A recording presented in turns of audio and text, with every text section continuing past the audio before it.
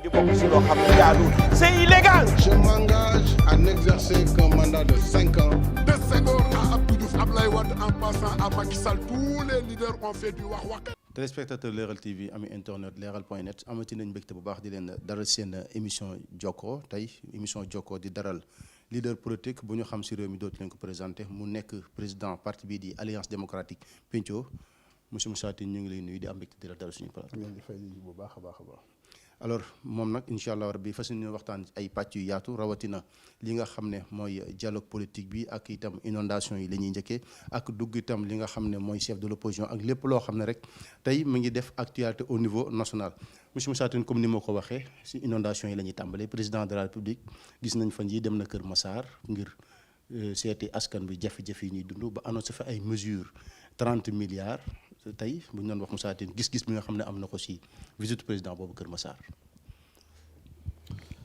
xam nga li jiitu mooy président def naa wax na ko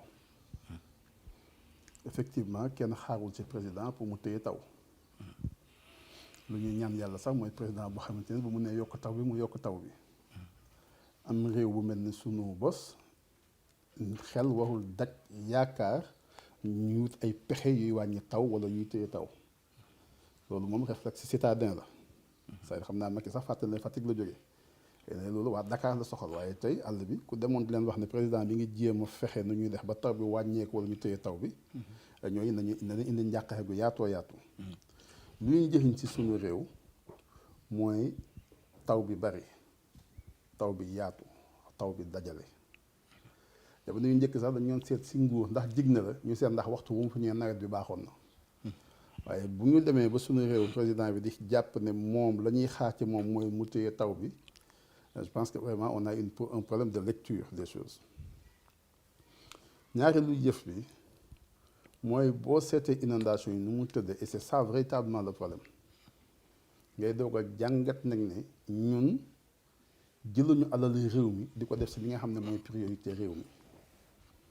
xam nga li jaaduwul mooy nga xëy tey ne da ngay tabax dëkk bu bees da ngay defar terre da ngay defar stade ay stade da ngay defar ay terrain basket da ngay defar arène nationale te fekk na ni nga xam ne mooy fondamentaux yi nekk ci biir réew mi fajuloo ko terre ba ñu def tey 1000 milliards mu ñëw ba léegi mënut a daw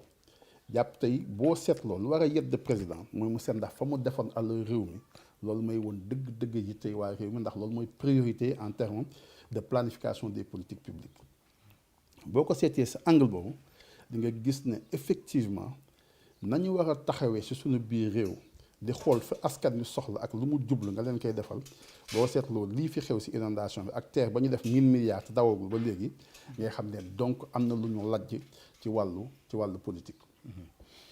leneen li mooy président effectivement dem na seeti nit ñi dem na wax ak nit ñi am na benn façon discours boo xamante ne il faut aussi ñu bàyyi ko di ko tenir Sénégalais yi bu fekkee ne dañoo bëgg réew mi émancipé dañoo bëgg citoyen responsable citoyen bu nekk sentir ne moom la ñuy doxal ci biir réew mi da cee am wàll te da ca war a jàpp nañu bàyyi problème am ñu naan réew mi amul mënuñu lii ba ñu waxee waxu masque ñu naan waa réew mi taluñu nu ñu lekk bay jënd masque réew mi koo dem am na téléphone portable donc nit ñi xam nañu nu ñuy débrouiller woo jigéen nañ ñaan dañ leen di jàppale la ñu ñàkk tey bu xew taxawee jigéen bu nekk dem génne lu mu dem dafa ay terangaam donc nit ñi bu ñu amee soxla def ko priorité mën nañ ko faj nañu bàyyi it soxla am lu mel ni ndox mi am nit ñi amuñu fu ñu tëdd nit ñi seen toilette yi inondé la nit ñi amuñu fu ñu togge ñu jël ceeb di leen ko may c'est-à-dire dafay mel ni réew mi da ngay jàpp ne Sénégal moom na nga def lu la neex ci biir réew mi waaye may leen ceeb may leen diwlin su campagne jotee lu ñu mer boo leen mayee benn t-shirt ak 2000 francs kontaan nañu. est-ce que loolu nekkul ndimbal loo xam ne wax dëgg yàlla waa Kër Massar yi nga xam ne ñu ngi woon si mbënd mi ñoom dinañ soxla yu mel noonu aussi président xalaat ne pour mu jox leen ko. waaye ñoom ñu ngi doon dund balaa mbënd mi di am ñu ngi doon dund seen problème tey du problème mu ceeb du problème mu diwlin effectivement dañ ko soxla maintenant parce que fa ñu dëkkoon la ndox bi nangu. ña bëggoon a génn seen kër dem daane seen doole fa ñoom ñoo amatul fa ñu jaar. mais façon réflexion boobu ñu am si réew mi laa fu mu nee cëpp ñu ne nañ joxe ceeb nañ joxe dëwlin loolu dafay dem ba nga xamante ne ab askan dafa leen di noot day tax dootuñu xalaat day mel ni nit ñi fi ñu toll nii leen rek moo leen soxal mooy seen biir yi or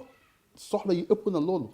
taxawaay bi war na féete feneen fu dul foofu nit ñi mënuñ leen a réduire simplement à cela c'est-à-dire que Sénégal daal ay besoins alimentaires rek la ñu am dafa am ay paradigme ñuy teg si biir réew mi Sénégal besoin alimentaire lu nit ñi merme boo joxee ceeb doo li ñu kontaan ñu ne coow lu mu bëri ñaari weer lay duré moo tax nit ñi ñeme scandale parce que jàpp nañ ne scandale boo def bu defee ñaari weer nit ñi fàtte ko dem jàlluwaat ci leneen. d'accord alors yaa ngi wax léegi ci ordre de priorité yaa ngi lim terre bi ak ay yeneen infrastructure waaye est-ce que itam ñoom gannaaw wax nañ ne teg nañ benn plan décennal bu 767 milliards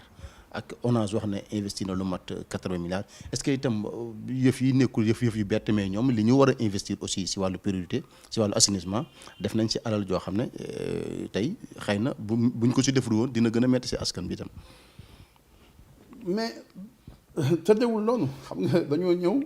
d'abord li nga xam ne moom ngeen njëkk a jàng mooy président Wade dafay nekkoon def benn programme Macky Sall ñëw ne moom dafa indi programme boppam nee na moom rek la na problème inondation ba mu jeex kenn dootu ko fi tuddati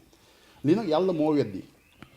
parce que nit boo taxee di fëgg sa dënn ne defoon naa fi lii génne naa 750 ñu wax leen affaire 750 ñu ne sax lu ñu si jot a def sax demewul noonu prévision la woon ça veut pas dire que def nañ ko si biir dépense yi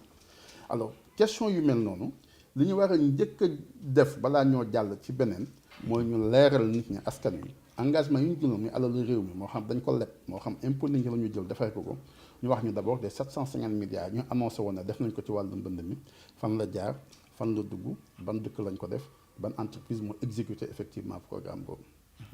loolu président de la République am na moyen wu def ko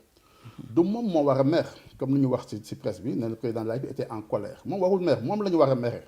parce que moom la ñu jox sañ-sañ wi moom la ñu jox ay pouvoir de contrôle moom la ñu jox sañ-sañu teg nit ci benn place boo kontaan moom nga dindi ko donc moom amul lu muy mer ñaareel bu weesoo moom assemblée nationale moo si war a jouer tam beneen rôle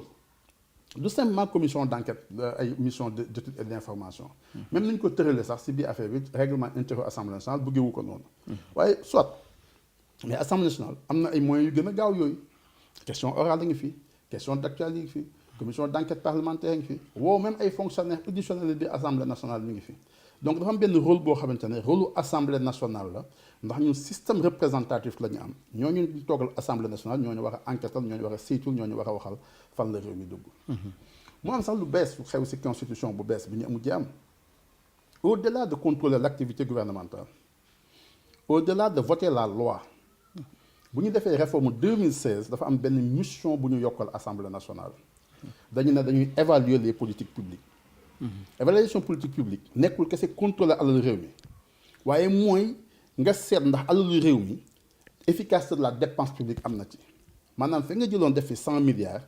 est-ce que avec 100 milliards yooyu mënoo woon a def lu ëpp loolu wala boo defoon beneen option ndax du ëppal njëriñ réew mi que li nga fa def donc à la limite dafay nekk contrôle aussi de qualité contrôle d'efficience d'utilisation des kii donc la ñu duggoon 2016 c'est aujourd'hui l'occasion pour que Assemblée nationale joue justement ce rôle-là. d'accord alors pour jeexal ci inondation itam bëri na ñuy wax ne opposition bi itam taxawaay bi nga xam ne waroon nañ ko am ci wetu askan bi dem dimbali leen dañuy taxaw rek di critiquer mais duñuy gis jàppale boo xam ne danañ koy def askan bi bu jamono yi yu mel ni xewee. loolu tam mooy débat mooy posé ci xam nga nit lu muy dimbalee moroomu nitam. bu mu ko def parce que dafa nekk opposant wala dafa nekk pouvoir ndimbal dañoo nekk si ab société de solidarité ku tane sa morom jàppale ko tey loo ñuy wax si politiciens yi ay nit a nga dëkk foofu ci biir mbënd mi kii sa ceeb yàqu ceebam kii jël ceebam keneen xëyam xaw na toytu mu ubbi ab néegam jox ñeneen keneen jël terrasse am ne waa ay voisins ñëw leen dëkk fii donc ça n'a rien à voir avec le statut politique ça c'est la première chose. La deuxième chose mooy il faut pas aussi ñu jox am politique yi parce que ça aussi ça brise le contrat politique bi ñu am ñun ay pouvoir yu ñu amul wala ay sañ-sañ wala ay man-man yu ñu amul mooy deuxième chose. Troisième chose aussi mooy polémique bi am ci biir opposition bi ñu am je pense qu'on perd du temps amaluñu benn njariñ. Nous avons d'autres questions plus urgentes que loolu ñi fi nekk ñëpp di xeex ku nekk dafay xeex par say convictions personnelles nekk ñu di xëccoo du buuxante du dara. waxtu wañ koy def ñi ngi jël magistrat yi président UMS di ko convoqué ci wàllu woo xamante ne dafa poser juste un débat objectif boo xamante ne ñun ñëpp ñu ngi koy posé nañ ko suñu ay programme parti posé nañ ko si assises nationales yi posé nañ ko fi bañ fi jàppee diw ak diw ak diw ak diw cette façon bi ñuy jël di instrumentaliser la justice tey magistrats yi ñoo jóg ci seen bopp porter combat boobu ba ñu xëyee convoqué ko si loolu la ñu waroon a dégg ñu amplifier voix am amplifier kàddoom taxawu ko moom ci boppam porter revendication magistrats yi pour plus d'indépendance de la justice pour que benn pouvoir exécutif mën a fee ñëw mën a jël say magistrats teg leen fii lu leen mën a def loo ñu def d'accord question opposition bi sax après incha allah dinañ ci dugg alors président itam def na visite lu mu tuddee visite économique mais si suñu gis-gis dafay mel ni visite politico-économique la parce que Mumbai mi la ñu gis donte dem na si tool yi alors jàngat bi nga xam ne gis nga ko si tournée économique bi président def non dafa sax bëri ay mise en scène je disais que j'espère que président de la République nekkul de déclencher campagne électorale def attaque lu teg ci mandaam déclencher campagne électorale. am na journaux yu ko tiitaree noonu. waaw parce que bu boobaa nag moom moo créé ambiance électorale bu boobaa moom moo ubbi compétition électorale bu boobaa aussi moom moo diisal exécution mandaam parce que rôle opposition aussi mooy fekk pouvoir bi ci terrain bi mu ko woo. bu fekkente ne dafa jàpp ne tey wax na mën a déclencher campagne électorale na aussi assumer responsabilité yu boobu. beneen aussi day mel ni kuy def contre-feu c'est-à-dire inondation am na fii xaaral comme ren yàlla may nañu nawet bu baax xaaral ma dem capitaliser li nga xam ne moom moo am ci biir tool yi. alors donc c'est tout ça moom moo ne ça il faut qu'à un certain moment dëkk bi ñu bàyyi def politique ce que j'appelle la petite politique là il faut ñu bàyyi ko ça il faut ñu bàyyi nekk ay politiciens il faut ñu xam ne charge yi ñu teg moom surtout moom les devoirs de sa charge dafa am ay affaires yoo xamante ne daf ko war a transcender daf ko war a dépasser il faut que le président de la République habiter vraiment sa fonction et porter en fait ñi nga xam ne moom mooy soxla réew mi évidemment maintenant dafa am loo xamante ne moo nekk ci biir réew mi c'est-à-dire que dafa am benn tension budgétaire bu ñuy nëbb seetal fii bu ñu campagne bi tëjee ba léegi c'est-à-dire bu ñu lancé affaire u terre ba léegi xoolal réew mi yëpp nga wax ma ban projet bu mag nga gis ñu koy def ci biir réew mi mais est-ce que du Covid bi xëy na moo téye projet yu mag yi ñuy gis Covid bi mois de mars la même avant mars amul woon benn projet bu mag c'est-à-dire que notre capacité d'absorber des fonds c'est-à-dire de mobiliser des ressources moom la ñu def ci biir campagne bi passé on s'est empressé lu ñu am ak lu ñu amul yëpp def ko si pour inaugurer ay affaires c'est-à-dire dem inaugurer terre xamoon nañu ñëpp xamoon nañu terre bi parewul inaugurer fi ay affaires inaugurer leneen parce que le président de la République avait l'impression que dafa soxla woon un bilan bu muy présenter justement aux Sénégalais balaa moo dem fenn et ça il faut que Sénégalais yi bàyyi ko xel nit mënuñu laa ñëw nax la façon bi ñu la naxee te doo si tirer benn conséquence au point politique. alors yaa ngi wax léegi président dafay mel ne dafa ubbi campagne électorale yéen a ngi si dialogue politique bi je pense alors dialogue politique boobu itam bëri na si ay points yu ngeen d'accord mais statut chef de l'opposition ak itam datu élection municipale yi ba léegi amagul benn lu mun a teg ba askan bi gis ne moment bii la alors est-ce que itam dialogue politique bi bu ñu xoolee seen opposition bi nekkul lu leen gën a lor que lu leen indil avantage si yéen. alors dialogue bi peut-être lu mu tëddee d'abord moo baaxul et lu doon tax mu gën a baax benn condition la mooy président de la République moo war a wax publiquement ne moom nekkul candidat élection yi di ñëw débat bii ñuy nëbb ci suuf nga xam ne président lu muy doxalee ak façon bu muy defee yépp dafa mel ni ku bëgg renouveler waat mandaam dafa peser aujourd'hui ci biir waxtaanu réew mi moo tax ñu koy jiñ campagne électorale moo tax ñi nga xam ne ñoo fi wax ci publiquement affaire troisième mandat mu dàq leen non astafirullah dàqu ñu wax ne dañoo affaire troisième mandat dàqu leen ñi mi dàq nangu si ñoom responsabilité ñu amoon mooy ñu ne ñi wax ne troisième mandat mënta am waaye ñi wax ne troisième mandat mën naa am ñu ngi continuer di liggéey continuer di assumer seen responsabilité donc ça c'est une précision boo xamante ne nit ñi bàyyiwuñ ci xel mais jaadu na ñu wax ko mais moom tant que mi ngi am attitude boobu nu mu war a peser tey si biir dialogue national bi c'est-à-dire li nga xam ne moom la ñuy xaar ci moom nga xam ne dese na ko ñetti at il faut que vraiment ñetti at yooyu Macky Sall décider ne moom dafay bàyyi turam ci histoire réew mi ni ngay bàyyee turam si sa histoire réew mooy nga nekk si position boo xamante ne yow wutatuloo dara jéematuloo dara nit ñi ñoo la soxla yow soxlawuloo kenn waaye tant que yaa ngi nekk di animer benn débat boo xamante ne yow ak ñi nga xamante ne ñoom ñoo ko séq yaa ngi xëccoo ak ñoom ba tey di sóor nit ñi parce que dafa am loo bëggaat bu boobaa position bi nga war a taxaw pour réforme yi nga soxla waxtaan bi nga tëddee njaaxaanaay ensuite réew mi ni nga xam ne moom la soxla te kuy wut forcément mënu koo def yow nga mën a taxaw nga def ko loolu nag la ñuy xaar président Macky Sall bu dulee loolu qu'est-ce qui va se passer mooy dina présenter au 3e mandat du gagner parce que il y a un consensus dans tous les pays africains contre le 3e mandat amul benn dëkk boo koy jàll te ay nit deewuñu fa bii passé juróom-ñeent nit ñoo dee Sénégal ku fa keneen jéemaatee tamit maa ngi dee tal lu mel noonu la ndax indi ci biir réew te da ngay indi benn situation de tension boo xam ne de toutes les façons doo gagner ba pare tu vas sortir par la petite porte or lui ak lu mu incarné bu mu ñëwee ñu ne président bu judd après les indépendances ñu fal ko avec benn large consensus autour de sa personne en tout cas au 2e tour mu dem ba atteindre 65% du suffrage mu ñëw si benn moment boo xamante ne ay nit dañoo dee pour que réew mi changé wu pour que la république ñu confirmer ko pour que les principes de l'état de droit et de la kii ñu asseoir ko définitivement au Sénégal nga ñëw mu fekk benn mouvement dafa am benn évolution au niveau de la société civile ay Y'en a marre ay activistes yu juddu parce que simplement ku nekk dafa am rêve de notre Sénégal dafa am loo xamante ne moom mooy devoir am amel na ko boppam amel na ko njabootam amel na ko ay xaritam amel na ko aussi askanu réew mi d'accord mais nag président itam homme politique la est-ce que itam bu fekkee yoonu réew mi may na ko sañ-sañu mu def 3e mandat ñi mu àndal gëm ne da ko war a def pourquoi itam du ngeen nangu mu ñëw ci terrain bi ku gagné puisque ne ngeen du gagné ku gagné ñoo xam ne moo gagné aussi ñaari yëf d'abord yoonu réew mi mayu ko ça il faut vraiment que ñu wax ko aussi wax ju leer yoonu réew mi mayu ko gis nga ñun ñëpp dañoo war a jub xam nga lu neex sa homme politique mooy fuñ la woowee la nga waxoon daaw wax ko daaw jéeg nga wax ko ren il faut que ñun homme politique yi ñu tàmm di sàmm su suñu ay kàddu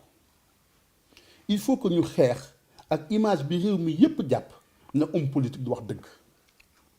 il faut que ñu xeex ci façon bu ñuy banaliser suñu parole bu Macky Sall amee sañ-sañu def 3e mandat xeex ba ñu xeexoon pour Abdoulaye Wade bañ a am 3e mandat nous aurons tort lii aaye Macky Sall mu def 3e mandat moo gën a dëgër luy aaye woon lu doon aaye Abdoulaye Wade muy def 3e mandat bu ñu nëbbante si suñu biir il faut que ça commence par ses amis famille am njabootam nañu commencé di ko wax li nga xam ne mooy dëgg. mais moom ñu ko jege ñëpp am na sañ-sañu def 3e mandat presque loolu la ñuy wax. waaw ñooñu waaye ñu wax ne amul sañ-sañ dàq na leen ña ko am ñoom la fi bàyyi mais loolu du problème bi problème bi mooy ñun tey ban valeur la ñuy jox suñu kàddu est-ce que mën nañu nekk ci am réew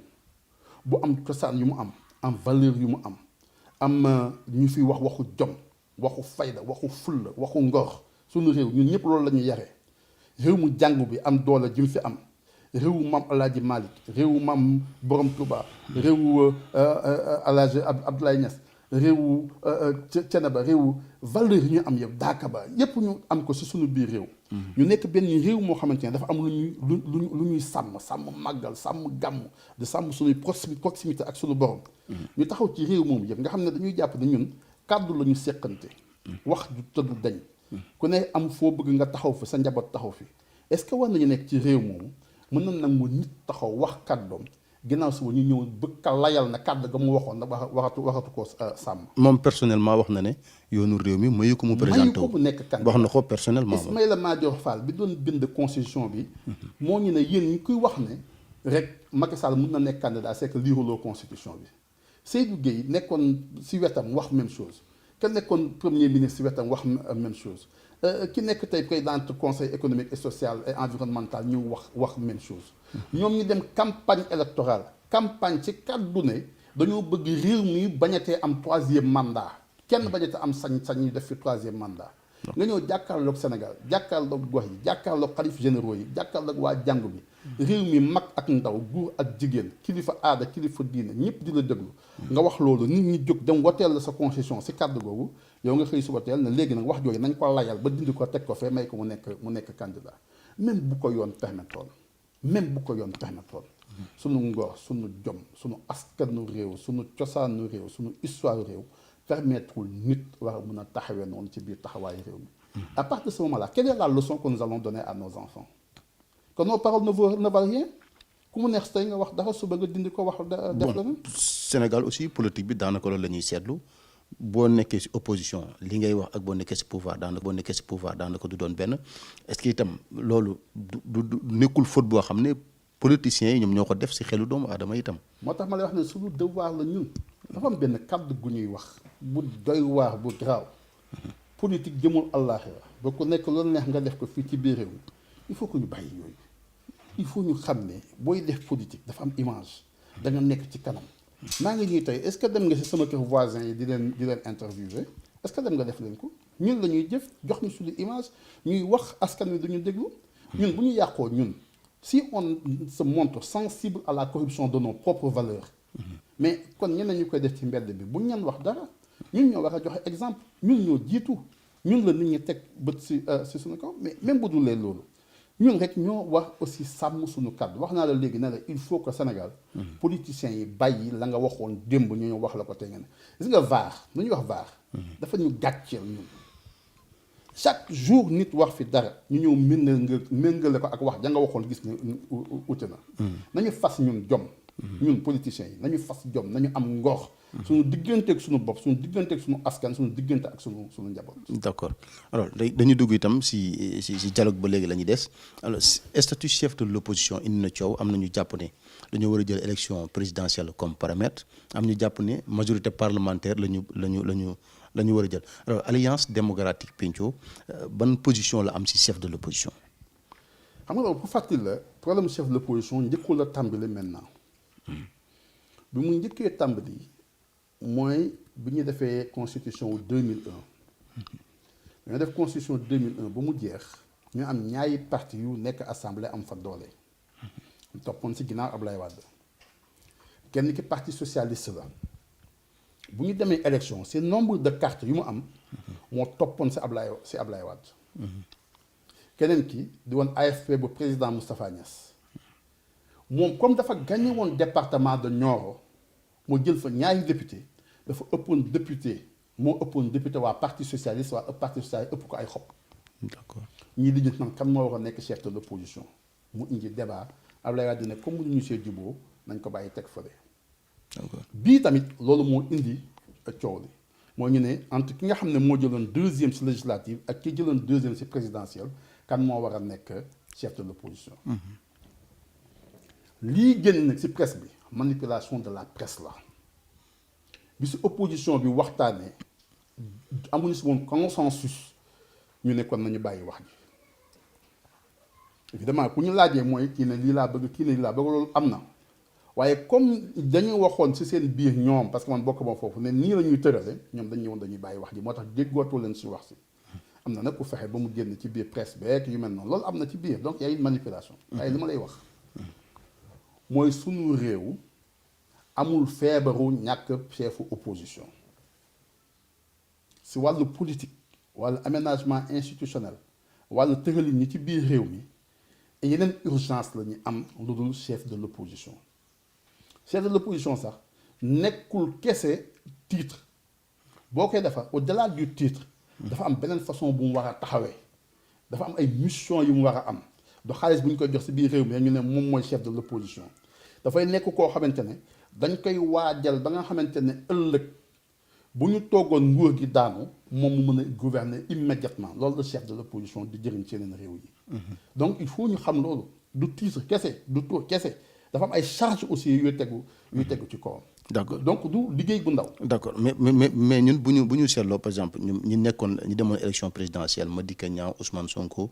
ñoom ku nekk presque jël nga position kii wax na Idrissa Seck moo ko war a nekk kii wax na maître Abdoulaye Wade moo ko war a nekk est-ce que tam nekkul débat boo xam ne aussi intéressé na opposition bi tam comme ni ngay waxee ne intéressé wu leen. non c'est-à-dire que forcément intéressé mais xam nga li nga xam ne moo jaaduwul d'abord mooy bu fekkante ne da ngay indi benn affaire nga war ko désigner ña ko war a désigner dañ ko war a xam avant ñu cay dem.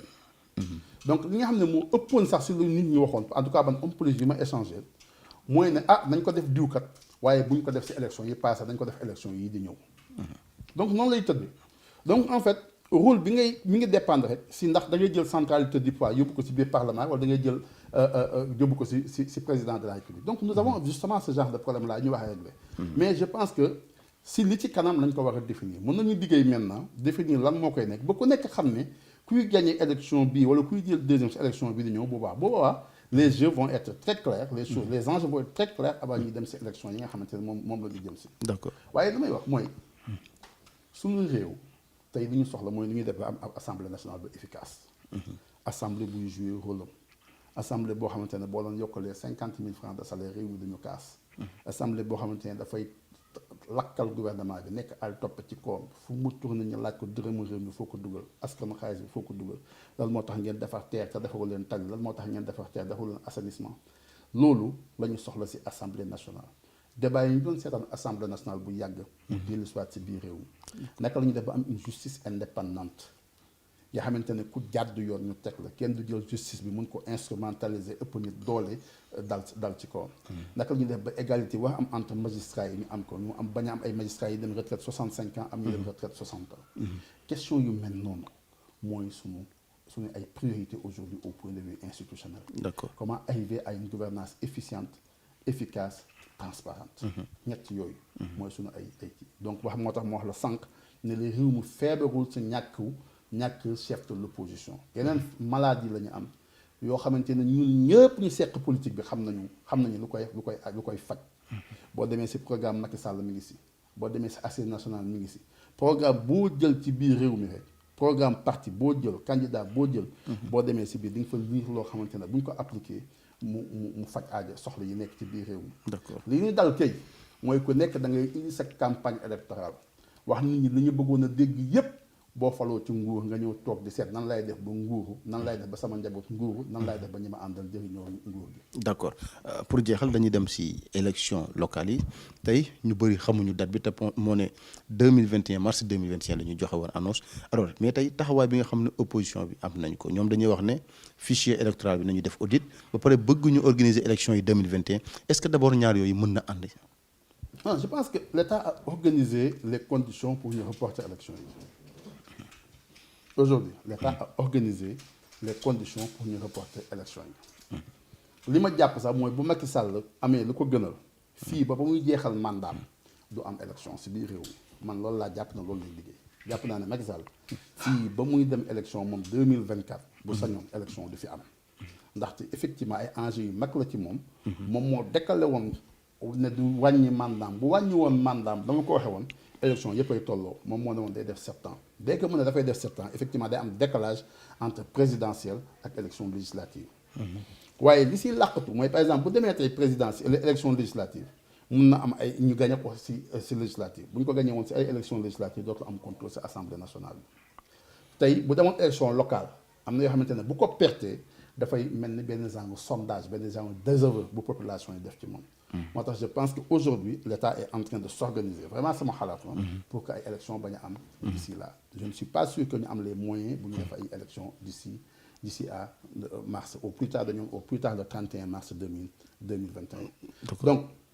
il faut que justement effectivement ñu porter la revendication du respect du calendrier républicain il faut vraiment que ñu porter loolu c'est-à-dire que il faut ñu bàyyi di manipuler institution manipuler élection manipuler leneen ak leneen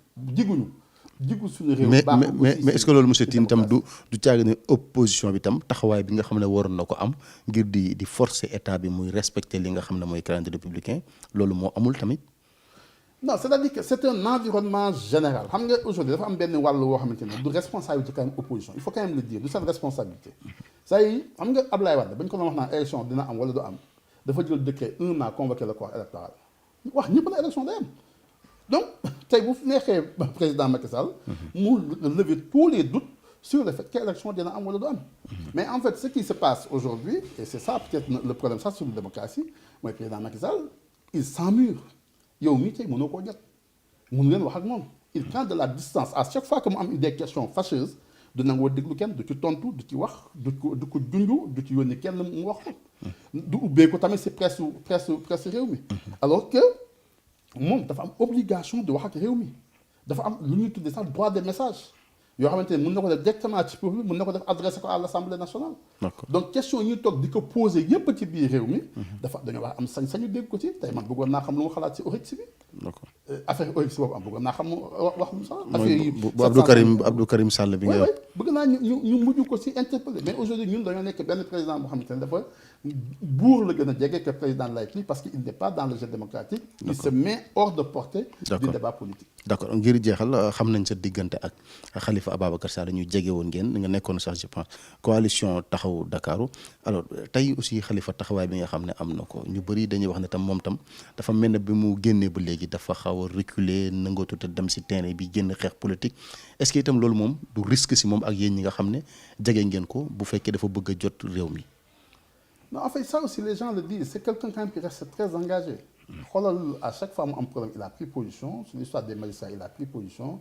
affaire inondation yi moo njëkk a wàcc sur le terrain dem seeti askan wi dem waxtaan ak ñoom. mais faites attention nit ñi dañoo ku nekk dafa am style. vous rappelez 2009 les gens disaient que du nekk candidat mu nekk candidat gagné. ñu ñëw élection 2014 ñu ne kii kat nekkul nekk candidat mu dem nekk candidat gagné waxula kenn nit ñi daan non dina nekk candidat du nekk candidat parce que président Macky Sall dafa soxla woon maire vous rappelez après boobu la jël maire yi Kaolack AFP ko yoon mu jël ko mu jël maire yi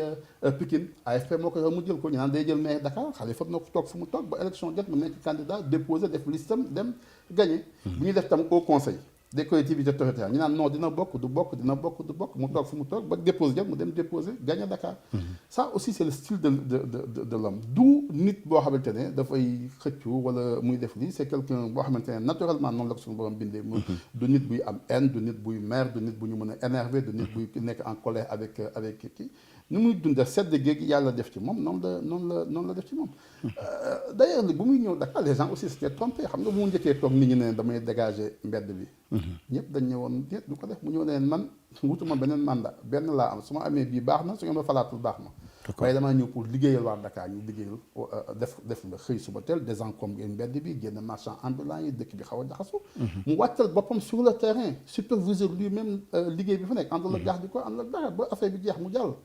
la mu doon wax si biir réew mi jamono ya mu fa nekkee. tey ku yor dëkk bi moom ngay def. pavage soutien à l'école désencombrement. koo gis tey muy def programme loolu ngay def volontaire de la ville ñu def ASP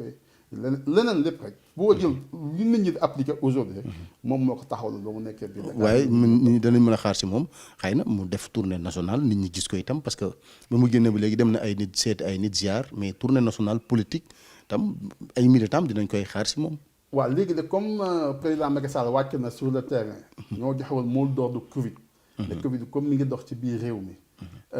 il faut ñu moytandoo ñun ñëpp il faut ñu xam ne dañoo nekk en guerre il faut ku nekk fexe ba feebar bi bañ a jaar ci yow law dem ci keneen. loolu mooy woon mot d'ordre bi. moom ak ñeneen loolu la ñu def gis nga beneen leader taxaw na Idrissa Seck nijaayam gaañu mën a du dem. Khalifa Sall it jàpp depuis le départ ne moom am na loo xamante ne waxu ay gox yu toog waxandoo la du jaar ci moom pour mu dañ nit ñi ku nekk ñëw di respecter lu ñu doon tuddee les mesures barrières yu on va voir maintenant comme situation mi ngi évoluer nii. certainement les leaders politiques ku nekk na ajusté waat stratégie moo tax sànq ma ne la Macky Sall moo déclenché campagne électorale bi on verra bien. d'accord alors li ñu mayoon si waxtu jeex na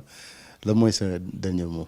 alors benn peut-être bëggoon naa ko wax sax sa askan bi. mais man saa yi ma gisee luy yaatal lu ñuy wax pluralité médiatique. rek dama koy saluer. vraiment maa ngi saluer initiative bi ngeen def. maa ngi saluer yoon bi ngeen jaar yéen waa Leeral. fa ngeen tàmbali woon. ba fi ngeen yegg si aujourd'hui ba mun a am télé ba mun a dugg ci Sénégal yi mun ngeen a dégg ngeen apporter une information ak approche nouvelle dans le traitement de l'information. défi démocratique yooyu ñu am yu mel nii lañ ciy xalaat initiative yu mel nii parce que citoyens yi aussi bu leen ko fàtte mukk dañoo am droit selon la constitution à une information plurielle et képp kuy ñëw di ci jàpp il faut ñu jàppale la ci. et il faut que état bi jàppale leen. pas lu ñuy tudd ay aide à la presse du ndimbal c'est une subvention à la presse. parce que la presse joue un rôle. dans le cadre de l'exercice des droits consacrés par la constitution. d'accord voilà. merci beaucoup amoon nañ mbégte bu baax dalal la suñu émission Jokko di la gërëm nag bu baax dëgg yàlla xam nañ ne jot amul nga bàyyi yëpp ñëw ngir waxtaan ak askan bi mbokk yi mu ngi noonu tey seen émission Jokko doon dalal monsieur Moussa Tine nekk président parti bi di Alliance démocratique Penco ñu leen di jox dig daje ba semaine prochaine jërë ngeen jëf. C'est illégal. Je m'engage à n'exercer qu'un mandat de 5 ans. De Senghor à Abdou Diouf, Abdoulaye Wade en passant à Macky Sall, tous les leaders ont fait du wax